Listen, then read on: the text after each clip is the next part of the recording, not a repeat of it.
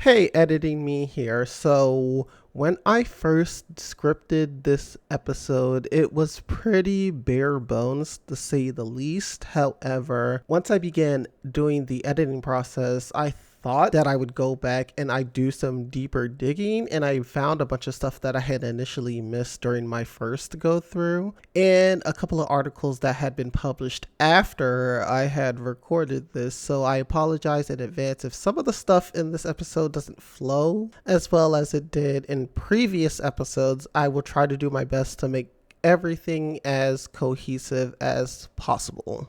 You know we ended up in the bed. Did he have to take a number or was the line moving briskly? No. Tell it, please, Ormandy. Go. Thank you, Eva. Honey, he dropped his pants and he whipped it out all proud.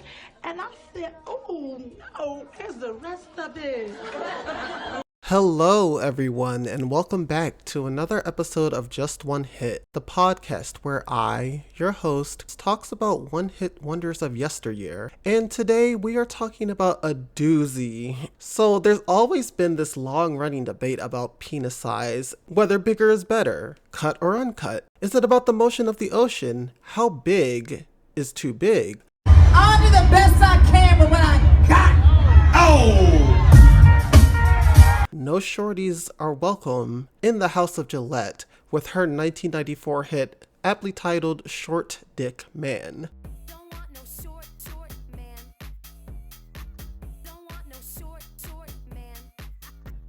Now, I chose this one because I, like a lot of people nowadays, was aimlessly scrolling on TikTok and I came across the now viral video of Gillette performing the song on the Brazilian children's television show. I believe it's pronounced Zuza. Hopefully that's how you pronounce it. Because there are X's in these words. I'm not sure how X's are pronounced in Portuguese, or I think they speak Portuguese in Brazil. If I'm wrong, please someone correct me. Mind you, I had already seen this video when it circulated on Facebook a few years ago, which made me do a preliminary Google Wikipedia search. And I was taken aback how this actually peaked in the top 10 of a lot of countries and top 20 here in the US. Now, I'm not a prude or anything, but for such a brazenly titled and performed song, you would think it would be relegated to nichdom. I've never really heard anybody discuss the song really in depth. Like, I've never heard it on any oldie stations who spin it on like a Friday night dance mix, nor have I ever heard anybody recall like real fond memories of the song. I feel like it's more or lesser known for its bizarre performance video and not for like the actual hit power that it had. So today, let's take a deeper look at this fun phallic shaming hit. This is Short Dick Man by 20 Fingers and Gillette. The song bills Gillette as the feature artist, with the lead act being a group called 20 Fingers, which is consisted of 4 producers and DJs. Carlos Rosario, Manfred Moore, JJ Flores, and Onforio Lolino. Initially a duo with just Rosario and Moore, they called themselves 20 Fingers because they had 20 fingers between the both of them. In an interview with thehypemagazine.com, Manny Moore cites a number of artists including Stevie Wonder, Earth, Wind & Fire, Ohio Players, Michael Jackson, Parliament, and the Isley Brothers as some of his musical inspirations. It seems like Manny is the only one who is keeping the 20 Fingers name alive at this point, but I will get to that later on. In that same interview, Manny explains that 20 Fingers was formed after he was brought into work with JJ Flores and Carlos Rosario. He initially connected with Rosario and worked with Flores on songs for the Chicago-based group Maximilian, who had a number of minor hits here in the United States, including a cover of Marvin Gaye's Sexual Healing, which did better in Oceania. So Sandra Navarro Gillette, better known as Gillette, was born September 16, 1974 in New Jersey. She is of Mexican and Puerto Rican descent, and she grew up in Illinois, settling in the suburb of Romeoville, where she graduated high school in 1992. It says she grew up in Chicago and Houston, but I'm not too sure if the Houston part came from her childhood or when she was a young adult. It says that she attended the University of Houston a bit, studying drama before the success of Short Dick Man. Short Dick Man was written and produced by Carlos Rosario under the name Charlie Baby, with additional writing credits by Manny Moore. Their reason for writing the song was to subvert the expectations of the average radio listener. In an interview with the Los Angeles Times, Moore says that there were all these songs bashing women and treating them like sex objects, so they decided to turn the tables and get some attention in other ways, talking about men in particular. In that interview with the Hype magazine, Manny Moore expounds about the conception of Short Dick Man. Charlie had a track and he needed a hook, so my concept was to create something for the women. Charlie also loved this idea, and we were trying different things. I wanted to find something that a woman could say that would shake men up, and it did. I came up with Don't Want No Short Dick, and I wrote all the jokes and crazy stuff. Chandra Gillette, I believe, was a receptionist or something. JJ actually knew her first. We brought her in and we gave her $100 to demo the song. Gillette was not a singer at all, but man, did she have this amazing personality, and we laughed through the entire session. We created the song thinking it'd be a cool club song for women. The duo shopped the song around to some singers, landing on Gillette eventually, who was working as a medical receptionist during this time. Initially, Gillette was hesitant to sing the song due to its unexpectedly vulgar lyrics, but eventually she relented. But with an acting degree behind her, Gillette sort of evolved into the role. They came up with the concept that it would be a good idea to kind of turn things around, and instead of all these men constantly degrading women and putting down women, they thought it would be a good idea to put down men. I don't know what made them think, let's get Gillette, she'd be perfect for that. But they did, and I'm really grateful. In that same LA Times interview, Gillette says the song was to strike back at all the women-bashing songs in pop with specific emphasis on the rap genre. She's quoted saying, "Some guys think nothing of putting down women, and I think that's disgusting. I'm a feminist, and I want to defend women. Maybe after hearing this, some of the men will think twice before they bash women." Women really love this record. And love this record they did. The song got some initial traction in the Chicago club circuit, and at the urging of a programmer at the Chicago radio station WBBFM B96, a clean version of the song was commissioned and hit the #1 spot on the station. Gillette's debut album, On the Attack, is a worldwide success, and everyone involved has been taken by surprise. Gillette admits she didn't even confide in her mother that she had cut a song, let alone an entire album that degraded men and male genitalia, until her album hit #1 on B96.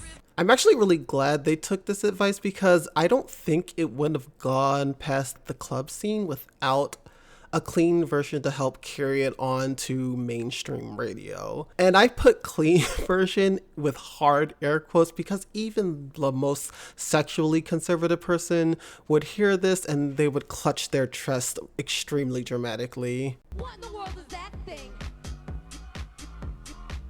Do you need some tweezers to put that little thing away?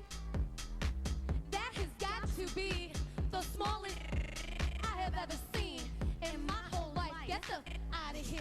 The song definitely would have fizzled out at that point due to lack of any long-term promotion plans by the collective's record label SOS Records, but was luckily picked up by Hollywood-based Zoo Entertainment, a subsidiary of BMG whose most notable act was the rock band Tool. Now, as a man myself, you would think just by principle I wouldn't like Short Dick Man, well, because I am a man, but that's far from the truth. I mean, not, of course, the man part, because yes, I am a man. It's me not liking the song. Do I love the song?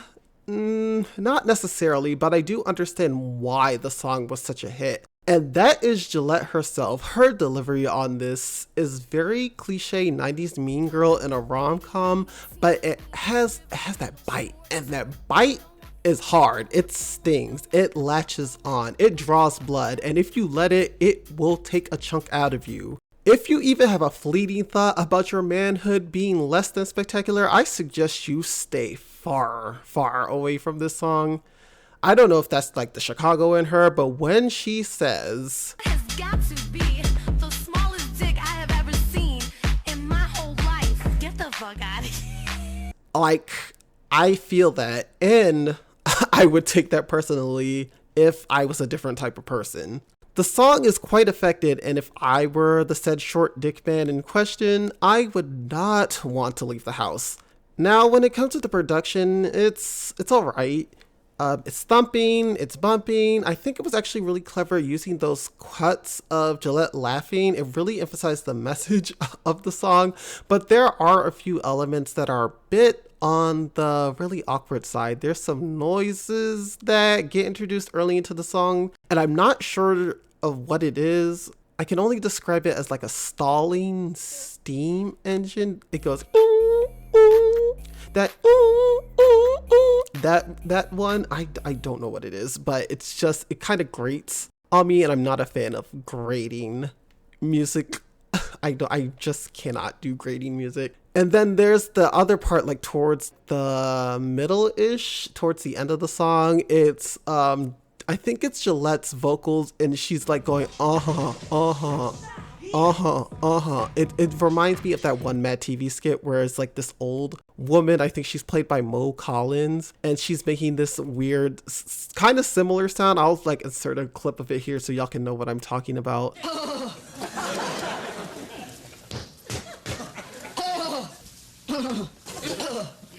Don't want no short man.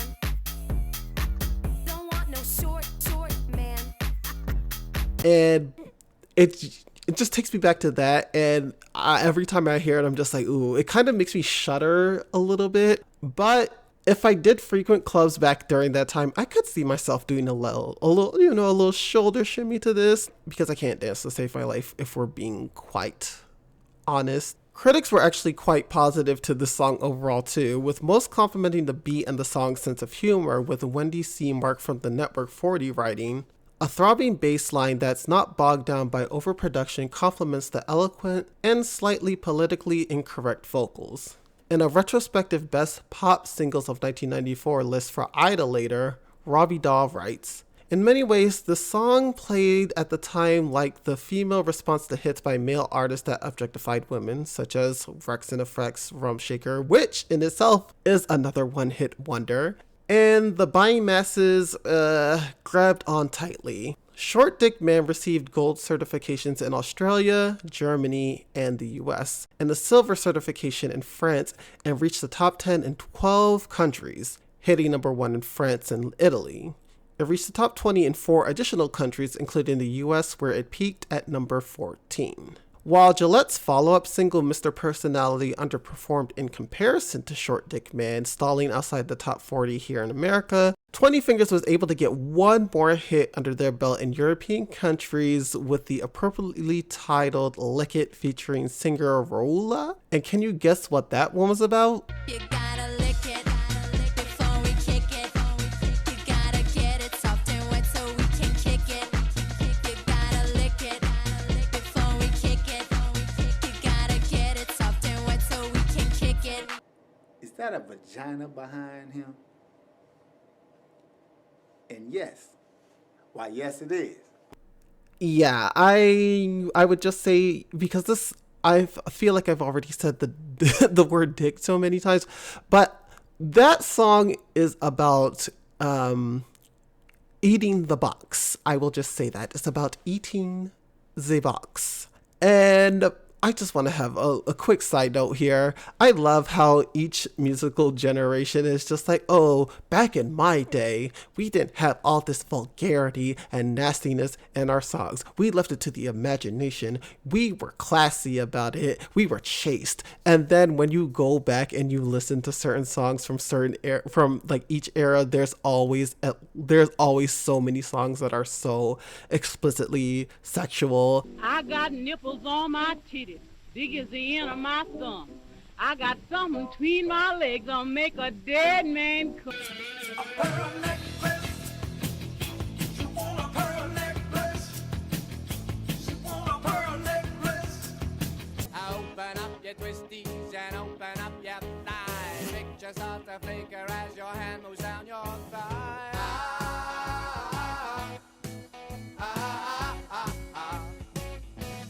And it's just so very funny. Each of our eras, we've always been talking sexually in it, and I don't think there's anything wrong with that, to be quite honest.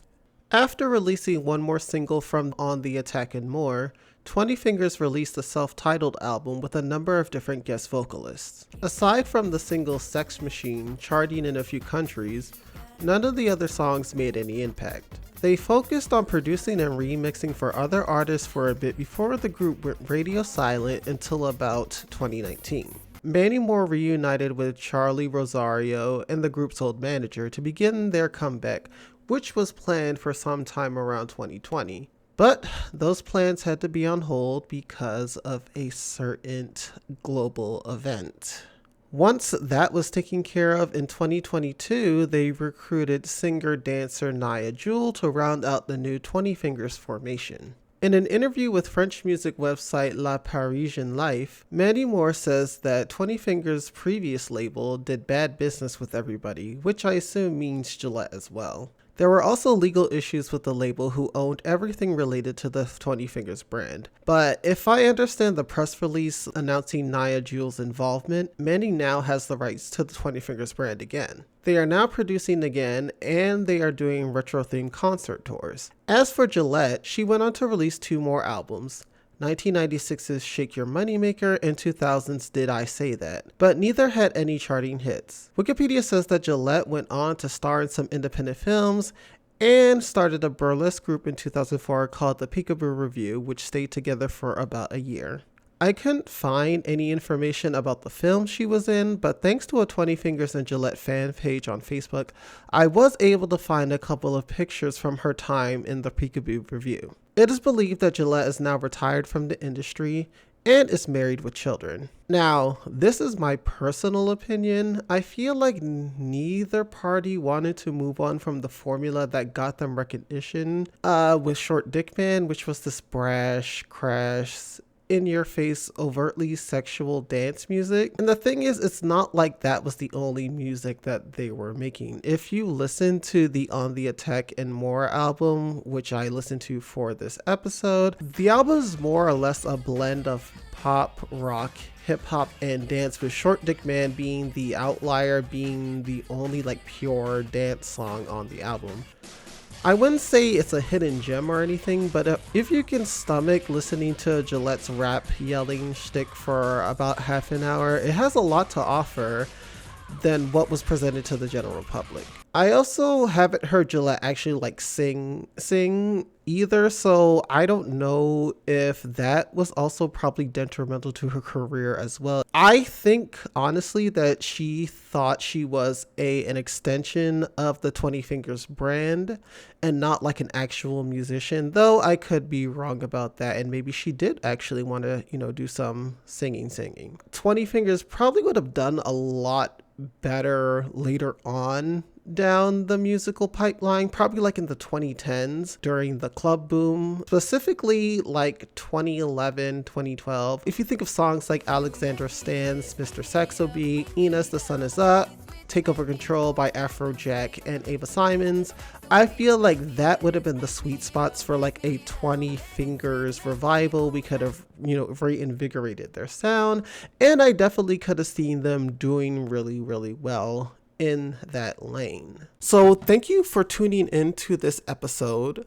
I really appreciate it. If this is your first time listening to the podcast, we do have 2 previous episodes that should be up right now, that being on Into the Night by Benny Mardones and Steal My Sunshine by Len. I hope you have an amazing day, and I will see you on the flip side. Bye.